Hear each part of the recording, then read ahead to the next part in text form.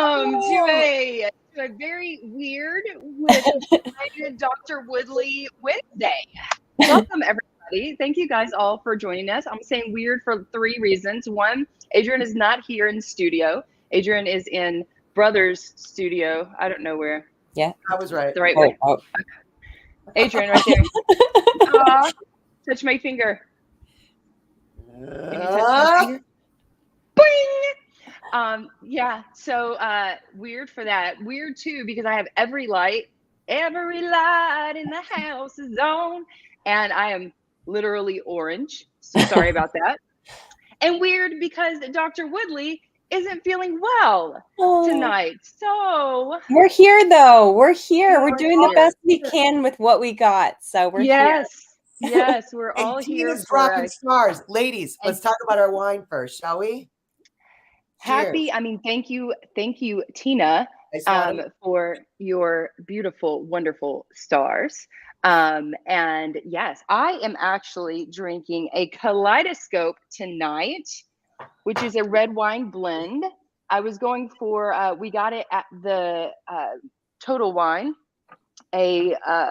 several weeks ago. Oh, thank you. Like a month ago or something. But it was the cheaper one. I was like, which one? What? Kathy just sent 200 stars. Thank you, Kathy. Thank you, Kathy. I'm gonna drink. So I have 2 drinks that I had 2 sips that I have to take. But I didn't want to open like the really expensive one when I'm here without you.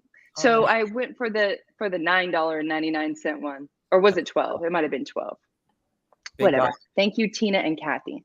Thank you so much. Thank you for stopping in, Tina. She can't stay, but I love you so much for coming in and star bombing us.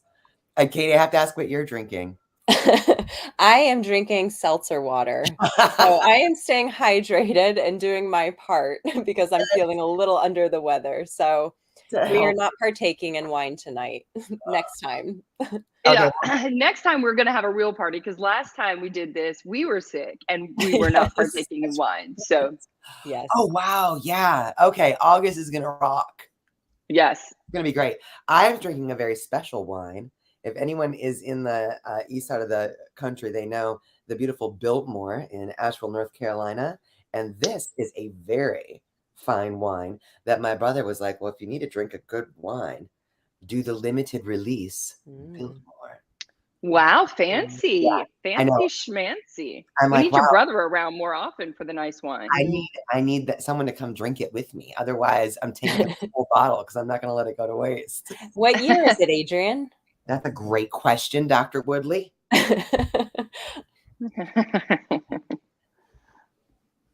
That can't be right. Limited edition. 2016. Ooh. Vintage. Nice. A nice bold red. A nice bold Merlot. Nice Merlot. One at the top said 1805, and I was like, it's really aged. I mean, Jesus made wine a couple years before that. So, but no, it's 2016. Oh, look, everyone bust out with on. the Jesus. Jesus made wine. So I mean, there was wine before 1805. You guys know what I mean. Cindy Gill is here. Hello, love. Oh my goodness. And Cat Behavior Alliance is in the house. So thank you guys, everyone. Thank you both so much. I know that to take time out of your schedule, Adrian, with your family, take time out of your schedule to come here and bless us with your presence while you are in Tennessee. And Dr. Woodley, you're always such a pleasure. And for you to take the time out of your day when you're not feeling well to be here really means a lot. So thank you guys so much. Again, I'm really sorry I'm so dark. I look like I'm sick. No, that's just me. This is real life right here. So if you guys have any questions, start dropping them in the comments. I see that Angela asked if I am scooping. Angela asked if I am scooping the litter, and the answer is yes, I am scooping the litter. Are you enjoying every the litter? day? Enjoying. You know what? In fact, let me tell you a little story. I have a very bad lower back and I don't know how you do it with those birthing hips, Adrian, but bending over and scooping a That's hard. litter hurts. I That's have hard. been sitting down in the litter room and well, next to all of them everywhere, but I've been sitting down and scooping like this. And the cats like to come in when I'm sitting there and use the litter box. So it's fun. It's actually kind of fun. We have like our little like, okay, you do your business and I will watch you time. So now I get why you're so excited about the litter all the time, why you're so cat shaped. Right? Every now and then you can stick a little urine strip under there, check the pH. Yeah. And I That's love a good point. I am loving the Dr. Bale's One Source litter. It is easy to scoop, and They're the it's best more on the it's you know how it was like we were having a powder issue. It was getting a little too dusty. Yeah. Now it's like the granulated stuff, and I like that. Yeah. And somebody left me a pea heart yesterday. It was a perfect pea heart. Did you So save there's it? no, Okay, I was just checking. no. Okay, so first question of the night comes from, first of all, hello and thank you everyone for joining us. This is so exciting. I'm not used to being like, it feels weird to be looking, you know what I mean. Tony said, just transition my cat from canned food to freeze-dried raw rabbit. What veggies can I add to give? Oh, there's a good question for Dr. Woodley. What veggies are your favorite veggies to give a cat? So keep in mind, cats are obligate carnivores. So they're not going to be like dogs where we're loading up the bowl with vegetables because your cat probably won't eat it.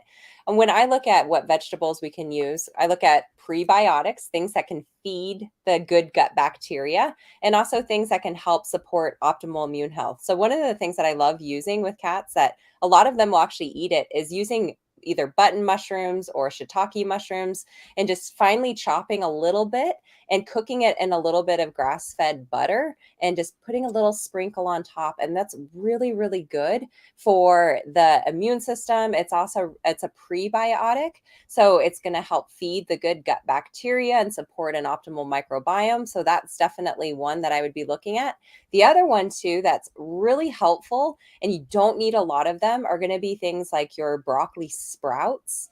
And so you can just take a tiny little pinch, finely chop it and mix it into that food so they don't taste it. Because that's going to be a little bit more bitter. But if you you can even blend it or, help with the consistency and just mix it up. But that's going to help with detoxing and supporting liver health in your cats. And it's really high in sulfur compounds. And so, our cats are constantly exposed to the ground. They're grooming themselves. They're being exposed to toxins. So we do want to support those detox pathways and liver health, especially as they get older. So those would be two really easy ones that you could add in, and a lot of cats will accept those. I'll tell you what we add in is Dr. McCullough's fermented veggies, or it's called organic fermented food or something like that. It's just like a green powder, and our cats love it. It actually has some organic cheese as one of the ingredients, so I think it's makes it a little bit more palatable. But we add that in just so they can get the benefits of different veggies. But I love the mushroom thing. We have also a mushroom mix. I can't remember what all mushrooms are in it, but it's like medicinal mushrooms and stuff like that. We'll add that in sometimes. Our cats tend to not like it as much. Yeah, this is where I rotate what we're doing too. So for our three cats, they're all very different. And so I'll rotate like with different chews also, like medicinal mushroom chews. But we also use Adored Beast Phytosynergy as a really good product also. And I've seen amazing results with like my own cats' fur coats. And I use it for a lot of patients also to just provide extra like trace minerals and nutrients. And it can make a huge difference to their overall health. I love that you mentioned how you prepare the mushrooms, because our cats, as Jay just said, they don't find them very palatable. And we had a lot of feedback when we did a cat tip on how cats actually don't have a sweet tooth, right? Like they don't taste sweet. But people were like, well, but they love to eat my ice cream. They're all over my cookies. And your tip is to put it in a bit of grass-fed butter, because it's actually the fats in those things. Yep. That the cats are attracted to. So that's really a great tip for making something a little more palatable, is putting a little bit of that nice grass-fed fat. Yeah, make sure it's grass-fed, of course. You don't want like margarine or things like that, because not super healthy. So for your cats or yourself. So you're like, by the way, here's a human health tip for tonight. Throw away the margarine and get real butter. Real butter. Laura Lee said, oh, can I do this from here? Hold on. Yeah. Boom. Laura Lee said, sweet Emmett, threw up a hairball last night that was as long as the kittens are. He seemed nauseous afterwards. Is that normal? I've never seen one that long before. No, that's not normal. That's a really big hairball. I'm glad that my biggest concern would be if it gets stuck, because you can have foreign body obstructions if they're not digesting hair. So my question for one, why is it happening? So are they over grooming?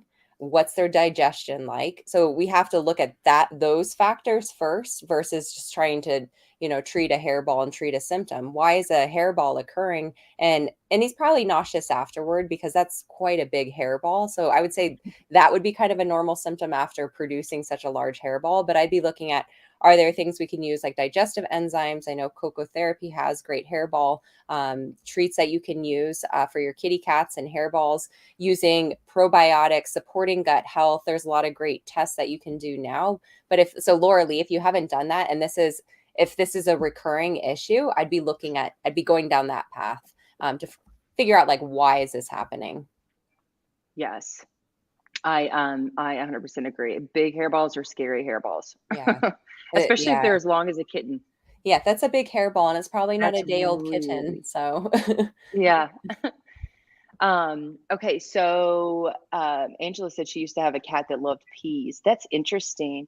It's funny if you let your cat self-select certain vegetables, some of them, a lot of, like 5 of our 6 cats really don't want anything to do with it. But Friday specifically is anything green. So if I'm making spinach, if we're cutting up broccoli, if we're cutting up, actually she's even done cauliflower, but she usually goes for the flower.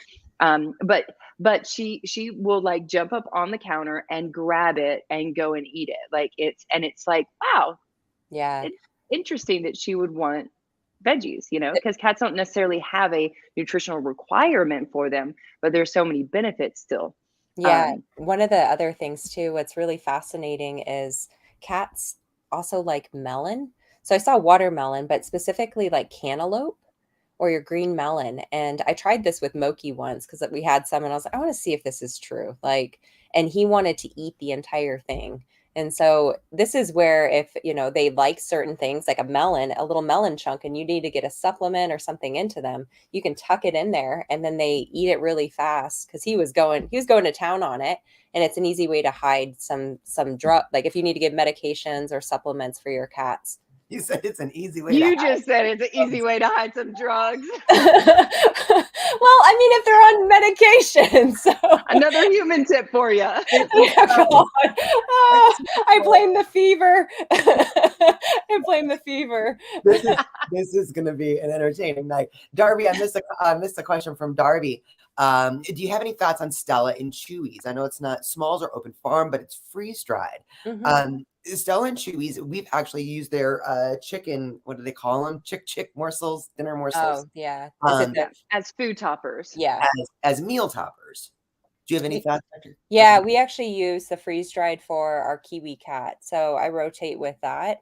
So they're another like decent brand to use, especially if you are getting your cats away from kibble. It's definitely going to be better than feeding your cats kibble. I love that. We just got an invite, babe. What? I did? We just got a special invite text. Yeah, I don't know. It just popped up on my computer. Anyway. Sorry. From private party in a long time.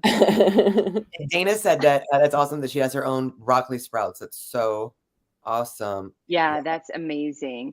Somebody asked if Nicole said, is grass-fed butter and ghee the same? So ghee, so G-H-E. Ghee. Yeah, ghee. Okay, yes. They are not the same. So ghee it actually has the milk proteins removed from it.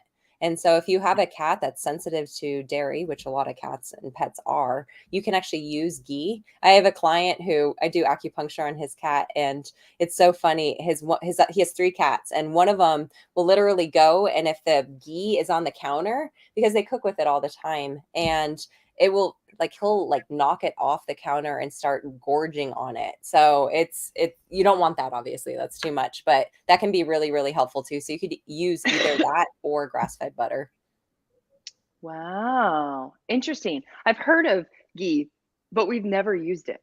Yeah, I highly recommend it. We use it all the time to cook. So Huh.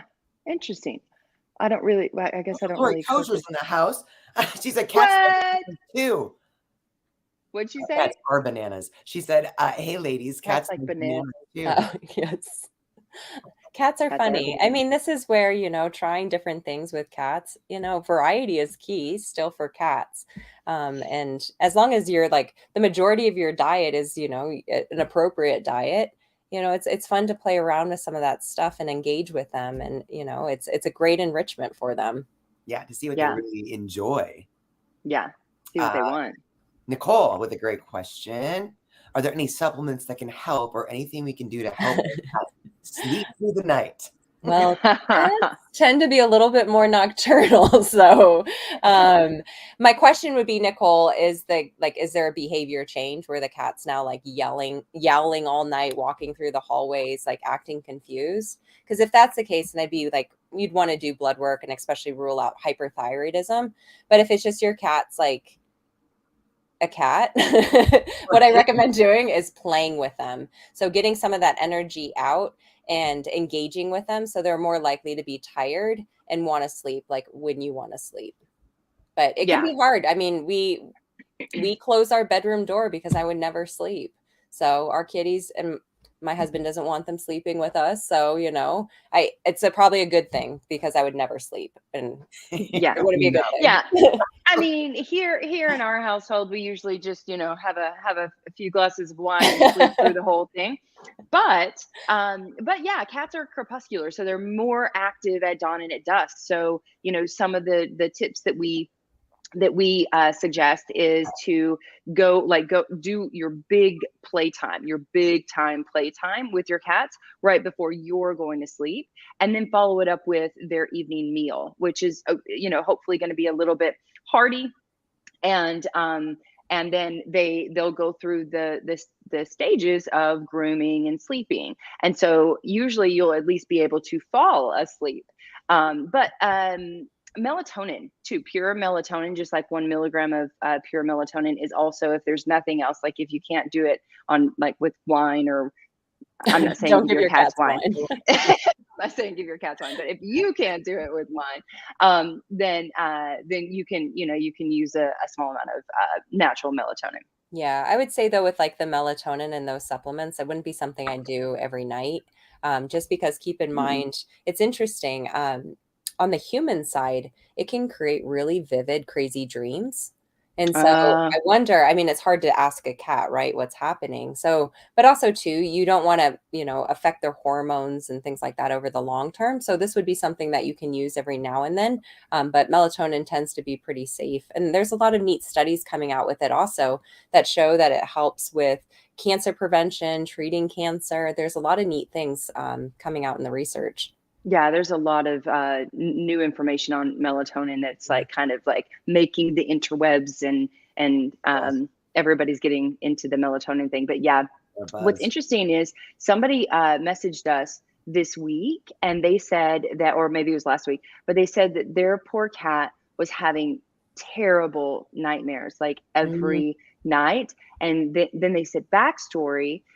My cat was attacked by a snake and almost died. And Oh, ever since then, the cat was having oh, horrible nightmare. I know. And it was like, PTSD. Yeah, yeah, Oh, really. And yeah. yeah. It's well, I know trauma.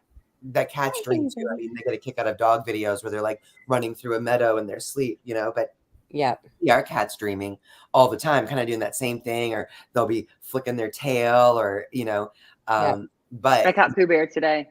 did you? I don't know Hmm. what he's doing. He zonked behind me. Knows that one down there in the ripple rug. So And we can barely see that I one. know because he's blending in. Yeah. So you can see Camouflage. Moki though. Uh, oh, Lisa asked, this is a good question. What about, or how about organic baby foods for cats, for toppers, to get some fruits and veggies? Just learn this hack and doing it with the dogs. Yeah, you can definitely use that. I also use, if you have a picky cat, I'll actually use meat baby food too. So, and you can mix a little bit in there. I use that for in little West Paw toys for my dog acupuncture patients, and I freeze them. And the cats love it when we're making those treats. So we'll give them a little bit, and they'll actually lick the little jar.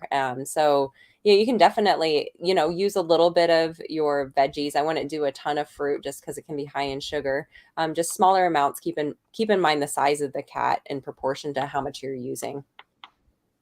Yes. Great advice. And Dana said, I just discovered mine loves cauliflower. It's so funny. Jasper. Oh, Chris, thank you so much for that beautiful comment. and Jesse says, I get a bigger hangover from melatonin than I do with wine. See, that's why I say stick to wine. It, it affects everyone differently. And that's the thing. It's the same with animals too. And it comes down to, the different genes we have, different gene expression, and how well supported like detox pathways are and how you metabolize drugs. There's a lot of different mechanisms that are occurring. So that's where if you read something and you use it and you're like, why isn't this working? It may not be the best for your pet. And that's why it's nice that we have a lot of different options for them. So you don't have to, be stuck with something not working for you if you need help. Is that my angel? Is that my Somebody wants to say hi to Mama. baby girl? Hi, Madison. She's like, no, I don't. Put me down. If she could hear you, I have you in my AirPods. Oh, if she can hear you right now, she probably can hear you, which is why she's like meowing and all over me right now. Angel. Diane said, my cat Brody is obsessed with flowers, especially dried flowers. Is this a sign of deficiency or just weird obsession? Where's our Julianne when we need her? I know. Herbs. So yeah, so this is like a self-selection type thing, most likely. So my question would be what types of flowers? And, there could be, if they're drawn to calming flowers, yarrow, there's a lot of different reasons why. And it's, the cat seeking something that they need, whether it's an emotional need or if there's a nutritional need. But as long as those flowers are safe for them and they're not, toxic lilies, it's okay to allow them to engage with them and interact. But I wouldn't say it's a weird obsession. It's a natural process that the cat is showing.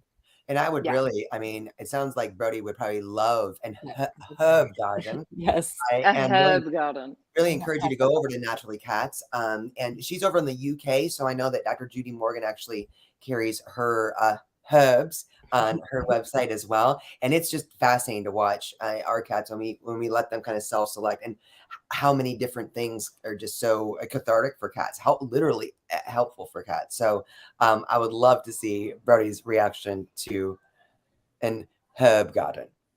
Yes. It's hard to say it like that. I'm sure that Brody would love it. Linda said, so she's doing it a bit of backwards, feeding first and then an hour or two later playing before I turn in. Do I have to worry about bloat like in a dog? And no, right? Dr. Woodley? No, you don't need to worry about bloat. So I honestly, I don't think I've ever seen a cat bloat. I mean, they can get gassy, or, they can have an obstruction if they eat something they shouldn't. But yeah, Linda, I would not be worried about that. Definitely, especially you're playing with them an hour or two later also. So you have plenty of time to digest. And remember, their digestive tracts are shorter. So they're going to pass the food through faster. That's why they can tolerate raw food and do okay. And they don't get sick from E. coli or salmonella. Yeah, I would say we've noticed with our Jack, he is obviously our spaz cat, but if he loves his food, he gobbles it up. And then he's like a holy terror. And every now and then he will throw it up. It's like while your parents tell you not to sit right after eating an entire potluck, My cats run off with the lettuce. That's our Friday girl. Let me see this. Oh, Chris, my friend has a tiny dog that has some issues with her throat and her heart. Are there any of your products that I can recommend she use? I mean, her dog is smaller than most of my cats. What do you say, Dr. Woodley? In terms of they're asking about like your products also. I mean, the biggest thing, so whenever we see symptoms, so we have a heart issue, we have a throat issue. This is where I see all the time, pet parents get really frustrated because your dog starts popping up with different symptoms. And you're like, why does it continue? So I'm taking a broader approach to this. So stick with me for 1 second.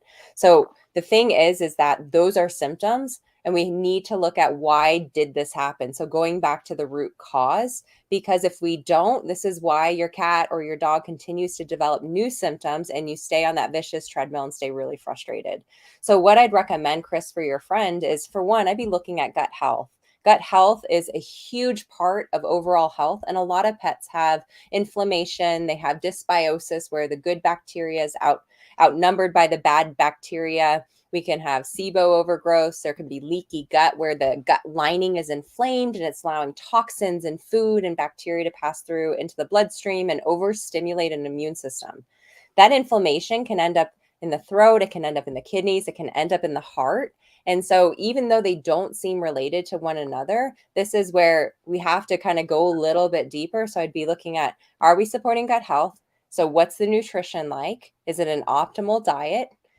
We need to make sure, especially with heart, that we're getting good sources of like CoQ10. Hawthorn berries are a great option that we can add in. We can add in things like L-carnitine, taurine. A lot of your raw food diets, if the dog can tolerate it, are going to be higher in taurine rather than high carb diets like kibble. So that would be the first step I'd be looking at, is supporting with optimal nutrition, and then looking at supplements there, and then utilizing some of those other supplements I just mentioned that specifically help heart health. And then throat health, if there's a collapsing trachea, which I'm guessing that's what it is for a tiny little dog, super common, you want to support cartilage. So things like your joint supplements, glucosamine chondroitin, making sure we have omega-3 essential fatty acids. So things like fish oil or your green lip mussels on board are great starting places. Huh. I didn't know that. That's interesting. Great information. I don't know why. What, this is our fourth Wednesday wine with Dr. Woodley. Is it our fourth, third, or fourth? I can't remember. What month is it? Didn't we do it every month this year? Well, yeah, I don't know. We're in July. I don't know. Notebook. I really need a notebook.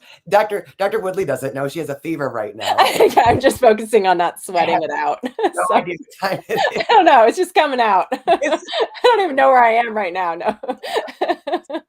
I love this. Hey, Nicole said, are there optimal feeding times for a cat? Thank you for the sleep advice. Yeah, Nicole, one of the things I actually thought about too after we talked about the melatonin is CBD for your cats too. Oh, Yeah, yes. so CBD would be another great option that you could use to help regulate your cat's like endocannabinoid system. That's a system that's involved in like balance and homeostasis. So that's definitely something you could give at night to help kind of calm them down. Yeah, that's actually great advice. Yeah, I can't believe We're not completely forgot about firing on all cylinders. I don't know about that. It's a little blurry. But Nicole, in terms of like optimal feeding times for your cat, this will depend on the household too. Keep in mind, if you train your cats to get breakfast at 5 a.m., they will want breakfast at 5 a.m. So this is something to be aware of. And it can be really hard to break them of those patterns. So each household is a little bit different. I like, if you can, break up the meals into smaller meals to mimic kind of how they would act in the wild if they were out in nature. They'd eat smaller meals throughout the day. So if you're able to, if not, obviously, a lot of cats get twice a day feeding and, they do fine with that. So I wouldn't stress too much if you have a job that doesn't allow you to do that. Yeah. Great advice. Feed on your schedule, but schedule is important. When it comes to cats, it is very important that we do have a schedule, regardless of what that schedule means for you and your cats, like, around your work schedule or life schedule. But if you can keep the schedule, the studies prove, Ohio State University did an amazing study on how important routine is for cats: feeding, scooping, playtime, all of that. And it even showed that even completely healthy cats, when taken off schedule, were showing signs of illness simply from being taken off schedule. So this AirPod's dying, so I'm putting in this one. But schedule is important. So keeping them on a routine is really important. But when that works around your schedule is. Yeah, I really love that study. That was so insightful. Yeah. Tony said, how often should we do protein rotation? If we are giving a cooling protein, should we also include a warming one in the rotation? What a 2.0 pet parent question. Exactly. 2.0 question right there. I love that. Yeah. What do you say, Dr. Woodley? So it depends on your cat and if there's a health issue. And I think I might be wrong. I think I remember Tony's cat might have hyperthyroidism, but I might be wrong. So don't quote me on that. However, so when we think about if they do have a health condition, so like hyperthyroidism, a lot of times the metabolism is working harder. They tend to be warmer.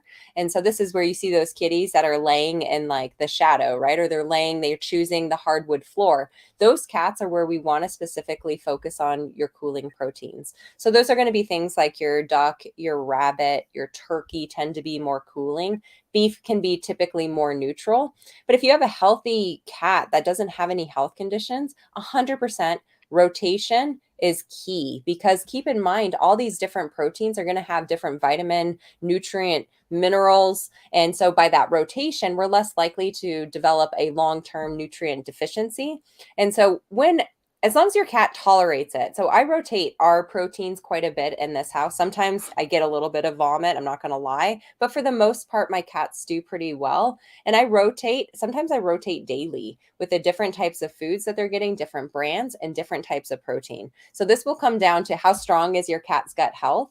And once again, if you have a cat that's prone to vomiting or GI upset, then we need to support gut health a little bit more. But if you can rotate and your cat is doing well with that, 100% rotate throughout the week. Man, I And think that our cats are possibly the most spoiled cats when it comes to protein rotation, because they get so many different novel proteins, Yeah. and we switch it out. I mean, we switch it out daily, but it's like, every 2 weeks we have like a new batch. Right now it's New rabbit, lamb, and trout, Mhm. a mix into like the one meal, rabbit, lamb, and trout in one meal. And then we have our rabbit and our chicken and our lamb and our like different ones. But sometimes it's like ostrich, like Well, they get yeah, like all alligator, kinds of or yeah, geese. Yeah. yeah, yeah. Squab. squab. Squab. It's just a fancy word Squab? for pigeon. Squab? Pigeon. It's a pigeon. Oh, I Um, was like, what is a squab? I don't even know what that is. Squat. Yeah, we had I to look really it up. like though that you mentioned, you got to look at the strength of your cat's gut health, because I think that this is a brick wall that a lot of cat parents run into when they're trying to transition to a healthier food or trying to rotate proteins, is that they don't really recognize, like Dr. Odette Suter was talking about, you always talk about the leaky gut, and she did a great job too, talking about just how if you're not trying to kind of prepare that uh, a delicate situation to deal with changes, then you are going to get the vomit, you are going to get the diarrhea, and that's why so many people will reach out and say, hey, I tried it made my cat sick, I'm never trying it again, when really it's about really evaluating their gut health, doing what you can to strengthen it before adding in some of the stuff that is really going to help their overall health. So I love that you Yeah, mentioned that. diversify that microbiome. Yeah. Hmm. Yeah, and one of the things too, like I always find it fascinating when you think about, so say you're feeding a kibble diet and you're looking to transition over to a raw food diet. This is where a lot of people, they learn about kibble and they go, I'm not feeding that, and throw it away, and they could transition 100%. And then next thing you know, you're up in the ER, and unfortunately, like there's vomiting, diarrhea, bloody diarrhea. Now your cat's on antibiotics, which is not going to help gut health. And when you think about why that happens, so kibble is really high carbohydrate. Kibble turns into starch, so it's like a sugar, and it's going to feed certain types of bacteria that live in the gut, so that live in that microbiome. Whereas if we're feeding a high protein diet, it's actually feeding a different different strains of bacteria. So what we have to do is transition. So for Karen, where she's looking at transitioning from canned food over to a raw food diet, doing that nice and slow. Some cats do fine quick transition, but I'm a little conservative. I don't want you to get worried. I don't want you to end up in the ER. And we do typically have time on our side to take a couple weeks of a transition, and we can support gut health. So we can add in some digestive enzymes to help them. We can add in a good broad spectrum probiotic to help kind of manipulate that microbiome to help them. We can, if you are worried your cat has a sensitive GI tract, there's a lot of great supplements that have L-glutamine, which is a food source for the gut lining, that have aloe, that have deglycerinized licorice, which is very soothing for the gut lining, and it's going to help reduce that inflammation. So as you are transitioning, you're less likely to have an issue. Yeah, I watched an old video from Dr. Karen Becker today, and she was talking about like if all you can afford to feed your pet is a processed food, then adding in, the three basics, the digestive enzymes, the probiotics, and the omega-3 fatty acids will really help supplement that meal to still make it healthier. And when you think about adding in those as they're eating a kibble diet and starting to like literally give them that gut health, right? I don't know the word I'm looking for, but like start building that gut health, support, then the transition will likely be a lot easier on their gut if we are building a stronger gut. Gut's the word for tonight. Yes. Hey, Karen, too, as far as like the logistics of transitioning, I think, we've got a blog on our website that worked really well for us. It's really about taking it at your cat's pace. And just like Dr. Woodley said, if you notice that they're not feeling well, you want to slow it down. You want to do what you can to kind of lay the groundwork for that. But, basically you just start by adding in a little bit of the raw food in with the canned food, and over time decreasing the wet food and increasing the raw food. And with a lot of cats too, what's really helpful is using the food that's familiar to them as a food topper. So, or using food toppers like we do for our cats, and we switch up that protein as well. Sometimes our cats want a topper, sometimes they don't. So it's really just about figuring out what your cat really enjoys and making mealtime something that they enjoy as well. Yeah. Rob is here. Rob! What? Rob in the house with 200 Rob stars. Oh, by the way, guys, I'm sorry I didn't mention, but all of your stars for the month of July and moving forward is going to Mission Meow, which is so every one of your stars, guys, is going to save cats. Yes. So thank you so much for these beautiful stars. Wait, what did Rob say? I know that he's not just going to drop stars and not say something. My favorite wordsmith. Hello, sir. I wouldn't mind if you ladies came up with a supplement that would make the freeloaders just up and disappear for maybe a couple hours at a time. There is no such thing, good sir. I'm sorry. I don't know. CBD might make them go and sleep somewhere. Maybe the fever I have would help. Oh, poor baby. Teresa said, Casper Kitty broke his leg. He has a splint on it. Can I put a sock over it to keep him from licking it, or would that be too hot for his leg? I don't want it to sweat if it can. Is that something you can answer? If not, totally understand. Just thinking, break from the cone of shame. Oh, little baby. Casper. So you can definitely, you can put a sock on it and you can give him a break from the cone. I always whenever you're taking a break from the cone, I always say, make sure it's year round, because cats and dogs can be really quick at, doing a good number on things that they shouldn't be working on. So but yeah, you can keep a little sock on him. This would also be a little great time to do little puzzle toys for him to engage him in playing, in a little ripple rug. So that way it's not too strenuous for him, but he's still engaging and still, feeling like he's part of the family, even though he's got to wait till the little splint comes off. Oh, yeah. Oh, goodness. And yeah, I was just going to mention too, with cats, it's not like it's going to sweat inside the cat. They don't sweat, perspire like we do. Sometimes their paws will get a little moist. Yeah. The biggest thing with splints and casts, the reason why we don't, there's always a question are they going to tolerate a cast? And we have to be careful as vets, is that they can get sores from the rubbing. So that's something to keep an eye out on the top and on the bottom if there's any rubbing or irritations. And two, if you have a pet, dog or cat, that has a splint or a cast on and they are just trying to go at it, there could be something wrong and you want to get that checked out. So don't just wait, don't keep them in the cone of shame or lock them away. You want to go to the vet to make sure that there isn't a sore, that something hasn't happened that needs to be replaced. That's a really good point, because I think a lot of people just think that their cat is really upset with the situation when really they could be trying to tell us something. So Cody has a fun question. Hey, Cody.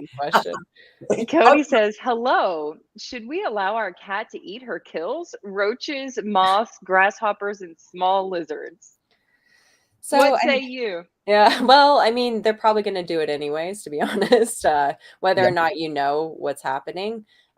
We used to have our cat right after our German Shepherd passed, Taz. He was obsessed with moths. it was like he would just eat them all day long. We had like the Miller moth migration through Colorado. And so there were like hundreds of moths, and he just was having a feast on moths. I'm like, whatever. So it's protein. Like, and the biggest thing you have to be aware of is if they are eating like some of these rodents or things like this, parasites would be your biggest concern. If there's, there's a higher risk of something like that happening. So you can always do your fecal testing. There's a fecal antigen test that you can run ask for your vet to run, which is going to be more sensitive than them just looking under the microscope and looking at eggs. So, that's something to just be aware of if your cat is a hunter and they're outside and they're going to be a cat. Yeah. Yep. Well, it's so Yep, true. When you think absolutely. about that's part of their small meals throughout the day. They don't always get Yeah. from the Eat a mice. grasshopper. Thank you, Yeah, and Cody. thank you, Cody, for 99 stars. I know I actually find it very interesting that these days they're coming out with insect protein foods Yeah. for cats and dogs. Right. And it's very, I mean, there's lots of like new studies coming out about it. Yep. And it's kind of all over the place right now, but it is a pretty popular thing, and kind of makes a little kind of makes sense. We try to keep our cats away from the scorpions, but Yes. when there's like oh my gosh, I got so many videos, I should post it somewhere, but we had a fly in the house like a few weeks ago, and the cats were going crazy. Like I was more scared of them. I wasn't scared of them chasing the fly. I thought that was cute, so that's why I videoed it. But then I got scared. Like they're running upstairs, and they don't even know where they're jumping.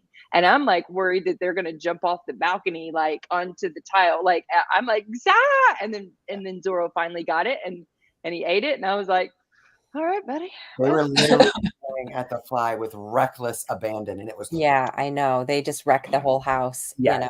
So. Darby, thank you so much for the 50 stars. Darby, Mention me thank out. you. I love that. Oh, I just aspirated my wine. Jenny said my cat loves dropping the live bugs on my face. Oh, great. Wonderful. Yeah. That's wonderful. They're like, you obviously are a very bad hunter. Here, let me help you. Jesse, our baby seems to have a habit of trying to eat up lint or floofs left on the carpet. Now she's a little bit of a space case when we honestly vacuum. But is this cause for concern behavior otherwise? Dr. Woodley. I mean, if they're eating things that they shouldn't be eating, I'd be worried like getting like stuff getting backed up in the GI tract. So, if they're eating a lot of lint, that'd be my biggest concern. I mean, cats do silly things. They eat like hair elastic ties and things like that. And those are really bad. So, I think the biggest thing is just try your best to, not allow her to do that. So yeah, sometimes it's just those little floofs. Thank you, Nicole, for 310 stars. Thank you so much. Friday today, I was like, did you like there was no fight or anything like that. She walks into the kitchen and she has just like this floof hanging out of her mouth, and I was like, girl, and I reached down and she's like, get away from me, and I pick her up, and it was just like floof. It was just literally like a dust ball or something, because she sees it like as a bug. It's a moving object. It's blowing around on the ground, and she like goes to grab it, but then it gets stuck in their like little whisker and it's just sticking out of her mouth. I have to say though that I went down the rabbit hole a couple of weeks ago, and I haven't found anything really significant yet. But I've noticed with our cats, whether it's Pooh Bear, when I'm brushing him, if there's a ball of fur that flies off, it's like he has to eat it. When they're scratching on the carpet, and I really have to try to grab it from him, or they'll be like on the carpet when I'm cleaning the carpet, get a hairball, and they go over to it like they're going to try to eat. Or when they're scratching the carpet, as ours like to do on the stairs, and they get a piece of it up, it's like they have to eat it. And I was thinking, is there something about cats that feel like they have to eat their fur if it's not, you know what I mean? Or their floof? I haven't found anything really significant yet. But I would say that the lint bothers me just because we're looking at detergents, dryer sheets, that sort of thing. So there's going to be some toxicity in there. But I'm right. Dr. Woodley, did I just hear you say fiber? Well, that's what I wonder, hearing them eating, because think about, so what are we feeding them? Even if we're feeding a raw food diet, typically, unless you're using prey food, they're not eating fur. Right. They would eat fur. It's something that they are craving. Yeah, it could be. So Right. it definitely So could be that. Yeah. maybe our cats need more fiber in their diet. Yeah, so you can just come here and get some bunnies from my backyard and bring them back to you. I say that with kindness. Totally friends. We could never. We had to release a spider the other day. Catch and release. Catch and A release. lefty or a righty? I love this question. How can you tell if your cat is a lefty or a righty? Any That's a insight? great question. Are I cats don't know. lefties or righties? I don't know. Cats are I predominantly don't know this. righties, like people. Really? I didn't know this. I didn't either. Yeah, I didn't know this, so it's so exciting. Yeah, there's Huh. actually quite a bit. You know, Deb, if you were to look it up, so there's little things, and I've been watching our cats to see, like, do they literally paw at certain things when they're trying to Yeah. open a door? Are they, you know, Where one of they the things lay like Superman, one I don't dominant know. side? Yeah. Right. That it is also a rabbit hole, but I would be curious to see, like, The Superman pose. Do yours not do that on the ground? ours do the. Oh, mine are always like Well- this, like Supermaning. Oh yeah, ours do that. What? Especially, yeah, they just. What was this called Sometimes back in the day? Jack does this. Yeah, Jack yeah. does this. Hanging on the balcony. Oh, okay. Let's see. Yes, Jennifer Lopez, Real Dog Great. Box. So we got a sample. They're great, even though it's specific like for dogs. I mean, we're using I'll take like little spleen and feed it to them as treats. Really great source of manganese. And they have no idea what to do with the little rat. They're like super excited, and then they were just like, and then they walked away. But it's definitely worth trying with some of your cats. Our to see. cats. There's a lot of great companies that you could use. Yeah. Yeah, Savage. our cats. Yeah, was it Savage Cat? I can't remember where we got the bunny ears from, but our cats. Adrian was like not having it. She was like, no, Freaking out. no, I'm running away. But the cats actually did like it. Friday specifically was like gnawing on it, playing with it, like really, really into it. Really enriching. So yeah, and that's a great that's a great thing, Sissy. I think it's a good idea if we wanted to add maybe some fiber back into their diet. Maybe we do something like that. Well, and great question from Dana. Hey, Dana.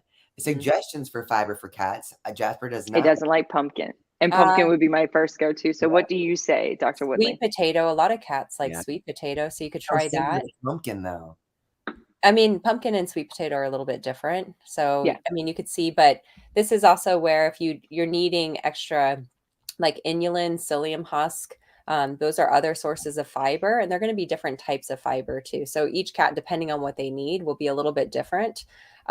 Your fur, once again, can be a fiber source. So trying maybe some of these like real food options and seeing if your cat enjoys that. Not your fur, Dana. Don't let Jasper eat your fur. But Yeah. No, shave that shit. Hold on, I gotta show you. Are they in there? Oh, he's on the my God. Jack Williams. Jack, Oh my Jack. goodness. Is that ZB or Friday on the bar? that is ZV. Oh, my angels. So precious. Earlier when you guys were talking, Madison jumped up on top of the tent. Now that like I've left the tent here, they want to be on top of it instead of in it. The big boys want to be in it, but the younger ones want to be on it. What's that? I think you should leave it up until I get back. And I think that we should have a camp out night in the living room. How fun would that be? That sounds like fun. Okay.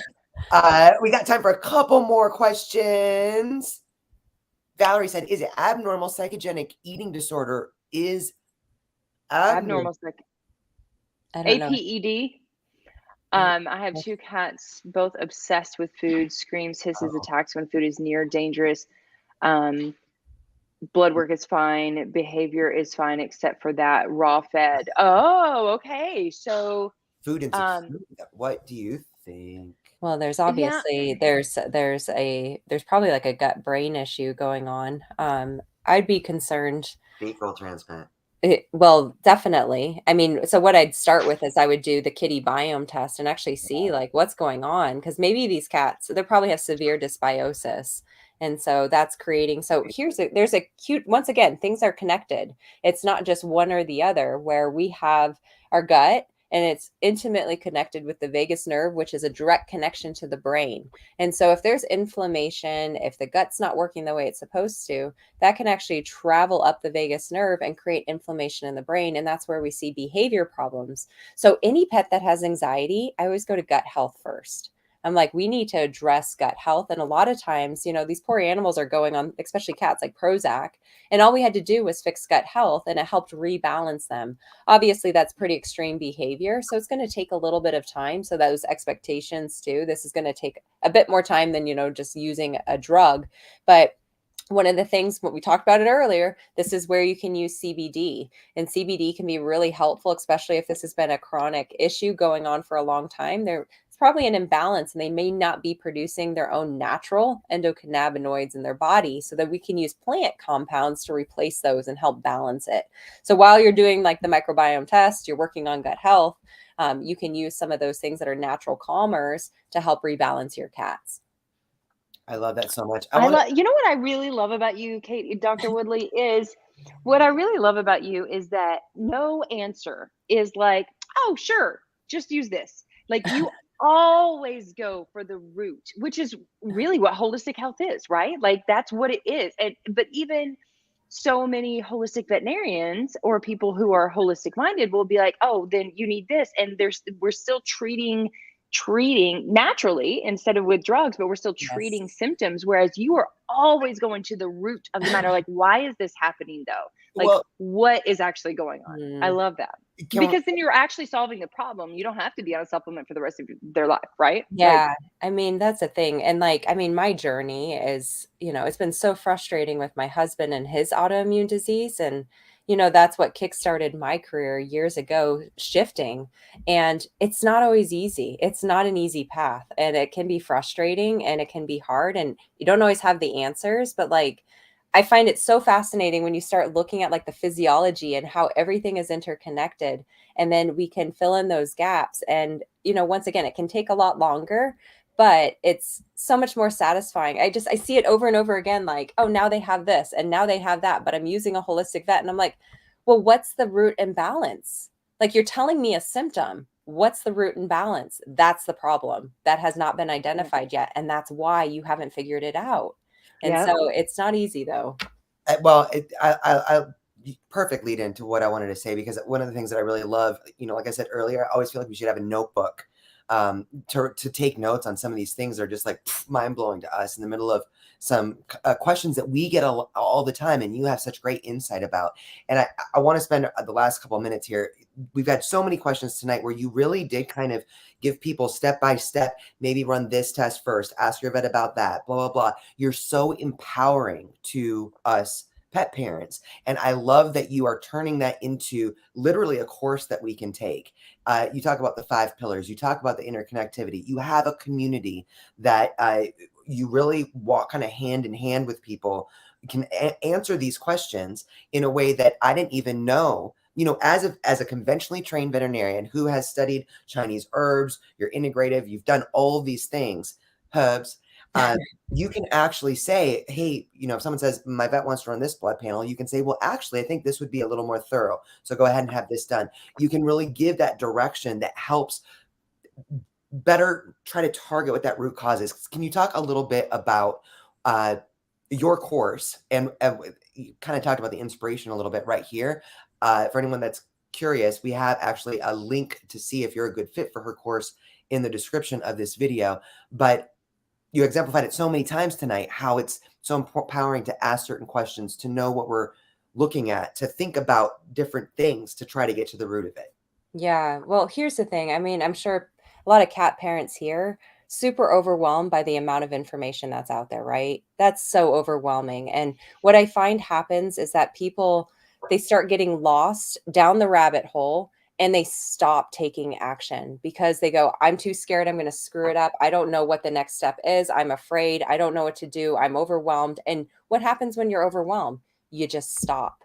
And so what I wanted to create was a place where it's a safe environment to ask those questions, to get the guidance and the support that they need from an integrative holistic vet. So we have the conventional training, but also we have this other world of medicine that we can tap into to help guide you through this really confusing area so that your cats, your dogs can achieve optimal health throughout their life. So when you go to the vet, you know what questions to ask. You have the training materials to learn, why is the gut health so important? How is it connected to the brain health?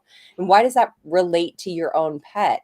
Because once you understand those foundations, that's the game changer, because then you can look at your pet and go, oh, well, that makes sense. Oh, I've got to do the 4 R's to heal my cat's gut health.